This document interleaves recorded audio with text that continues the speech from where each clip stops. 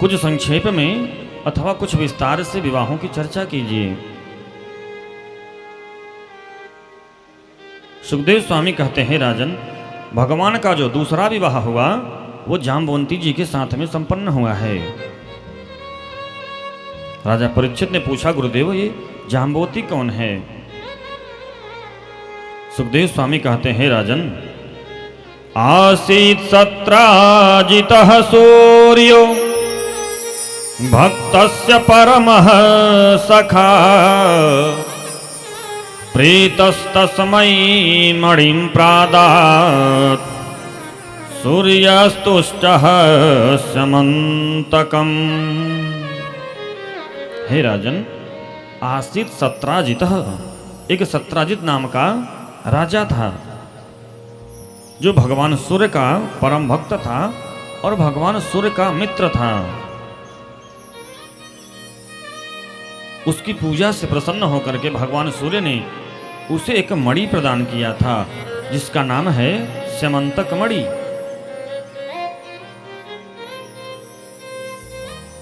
और एक बात और निवेदन करें आपसे कि आप कुछ भी पूजा पाठ करें या ना करें, किंतु भगवान सूर्य को अर्घ अवश्य दें। भगवान सूर्य बुद्धि के देवता, आपको तेज के देवता, सभी ग्रहों को अपने वश में करने वाले हैं। ग्रहों के पति हैं भगवान सूर्य, ग्रहों के मालिक हैं। कुछ लगना नहीं है, एक लोटा जल लीजिए, एक चुटकी रोली डालिए, 4 दाना मिश्री डालिए और एक लाल पुष्प डालिए, भगवान सूर्य को अर्पण करें। अगर गायत्री मंत्र याद है तो उस मंत्र के द्वारा दीजिए, और नहीं याद है तो केवल सूर्याय नमः इतना ही कह करके दीजिए। महाराज, आपको जीवन पर्यंत कहीं किसी ज्योतिषी के पास कुंडली लेकर के जाने की आवश्यकता ही नहीं पड़ेगी। छोटा बालक है, उसे भी प्रयास करें कि बालक अर्घ दे, उसका निरंतर विकास होगा, बुद्धि विकास होगी, तेज आएगा। भगवान सूर्य सब कुछ देने में सक्षम हैं, इसलिए भगवान सूर्य को अर्घ अवश्य दें। आज भगवान सूर्य ने इस सत्राजित नामक राजा को एक स्यमंतक मणि प्रदान किया है, और वो मणि महाराज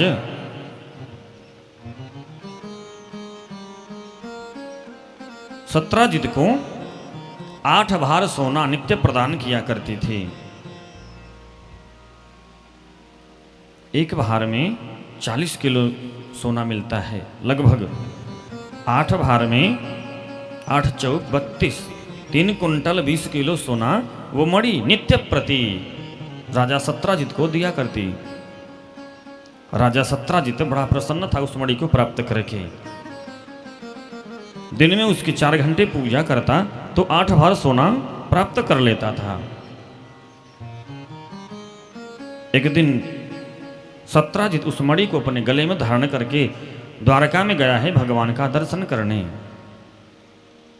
जैसे ही द्वारिका में पहुंचा महाराज, इतना प्रकाश उस मणि से निकल रहा था मानो जिसे कोई दूसरा सूर्य उदय हो गया हो। अतुलित तेज। सबने सोचा कौन आ गया? द्वितीय इव भास्कर है, जो दूसरे सूर्य के समान है। सत्राजित गया है, भगवान को प्रणाम किया है। हाँ, सब काफी वार्ता हुई तो भगवान ने सत्राजित से कहा कि हे सत्राजित, ये मणि तुम हमें दे दो, इस मणि को द्वारिका में रख दो, और इसके द्वारा जो सोना उत्पन्न होगा उससे प्रजाओं का कल्याण होगा, प्रजाओं का पालन पोषण होगा। तुम अकेले इस मणि को लेकर के क्या करोगे? सत्राजित ने मना कर दिया है, नहीं महाराज, मैं मणि नहीं दूंगा, और अपने घर वापस आ गया है।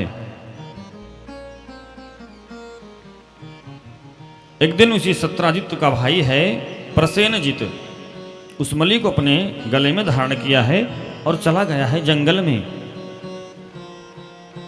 जंगल में एक शेर के द्वारा प्रसेनजित मारा जाता है और मणि लेकर के वो सिंह अपनी गुफा की ओर जाने लगता है।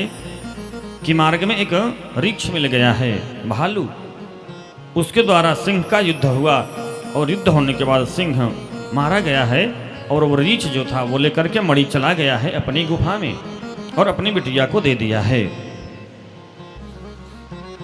यह रीछ कोई और नहीं, ये रामावतार के जामवंत जी हैं। और इधर राजा सत्राजित ने पूरे नगर में यह हल्ला कर दिया कि द्वारकाधीश ने मेरे मणि की चोरी कर ली।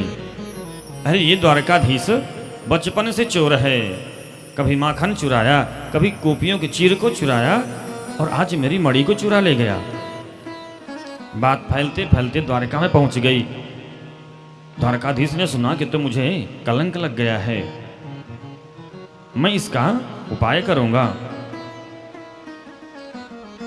द्वारकाधीश सैनिकों को लेकर के जंगल में गए हैं। जहां प्रसेनजित वो मणि पहन के गया था तो देखते हैं कि प्रसेनजित मरा पड़ा है और कुछ सिंह के निशान आगे हैं। द्वारकाधीश सिंह के निशान को खोजते खोजते आगे बढ़े हैं तो देखते हैं कि सिंह मरा पड़ा है और आगे रीछ के पैरों के निशान हैं। भगवान ने उस रीछ के पैरों के निशान को पकड़ा है और निशान को देखते देखते गुफा में घुस गए हैं, जहां उस ऋक्षा जामवंत की बिटिया जामवंती उस मणि को लेकर के खेल रही है। भगवान ने मणि को लेने का प्रयास किया है। हे देवी, मणि मुझे दे दो, इस मणि की खातिर मुझे कलंक लगा है। जैसे ही द्वारकाधीश ने मणि को लेना चाहा है सो बिटिया चिल्लाने लगी है, बाबा मेरी मणि कोई छीन रहा है। अंदर से जामवंत जी आए हैं। जामवंत जी ने देखा कि कौन है जो मेरी गुफा में आ गया। आज जामवंत जी का और भगवान कृष्ण का महाराज पूरे 18 दिन तक युद्ध चला है। क्योंकि जामवंत जी के मन में जब रामावतार में थे तो उनके मन में एक अभिलाषा बनी रहती थी कि काश मुझे भी भगवान के साथ दो दो हाथ करने का मौका मिले। भगवान समझ गए हैं और कहा कि जामवंत जी, ये मेरा मर्यादा पुरुषोत्तम का अवतार है, मैं इसमें आपके साथ युद्ध नहीं करूंगा, किंतु जब कृष्णावतार होगा तब मैं आपके मनोरथ को अवश्य पूर्ण करूंगा। आज वही कृष्णावतार हुआ है और जामवंत जी के साथ युद्ध हो रहा है। महाराज घनघोर युद्ध हुआ। युद्ध होते होते 18 दिन बीत गया और अंत में भगवान ने एक चांटा खींच करके मारा जामवंत जी को। तो जैसे ही मारा जामवंत जी को, जामवंत जी ने कहा लगता है कृष्णावतार हो गया। भगवान ने कहा, हे जामवंत, मैं वही कृष्ण तुम्हारे सामने खड़ा हूं। इस मणि के कारण मुझे बड़ा कलंक लगा है, ये मणि मुझे वापस दे दो। जामवंत जी ने कहा कि हे भगवान, मणि तो मैं अवश्य दे देता, किंतु यह मणि मैंने अपनी बिटिया को दान कर दिया है और बेटी को दिया हुआ दान वापस नहीं लिया जाता, तो क्या उपाय है? जामवंत जी ने कहा कि हे भगवान, आप मेरी बिटिया जामवंती से विवाह कर लीजिए और ये मणि आप दहेज में लेकर के जाइए।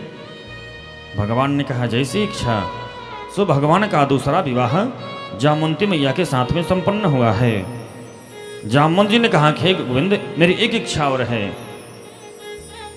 मुझे आपके उस रूप का दर्शन करना है जो रूप मेरे साथ रहा करता था। सांवला शरीर, आजान लंबित भुजाएं, हाथ में धनुष और बाण। हे गोविंद, मुझे उस रूप का दर्शन कराओ।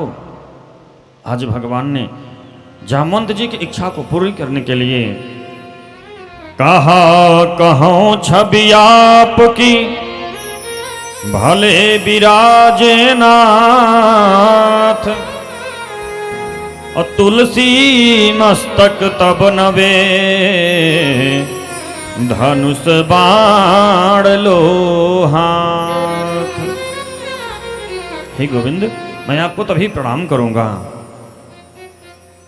भगवान ने आज भक्त की इच्छा को पूरी करने के लिए कित मुरली कित चंद्रिका कित गोपियन को साथ, अपने जन के कारणे कृष्ण भये रघुनाथ। और राजा रामचंद्र भगवान की जय हो। आज भगवान ने अपनी मुरली का त्याग किया है, गोपियों का त्याग किया है और धनुष और बाण लेकर के भगवान राम के रूप में दर्शन दिया है।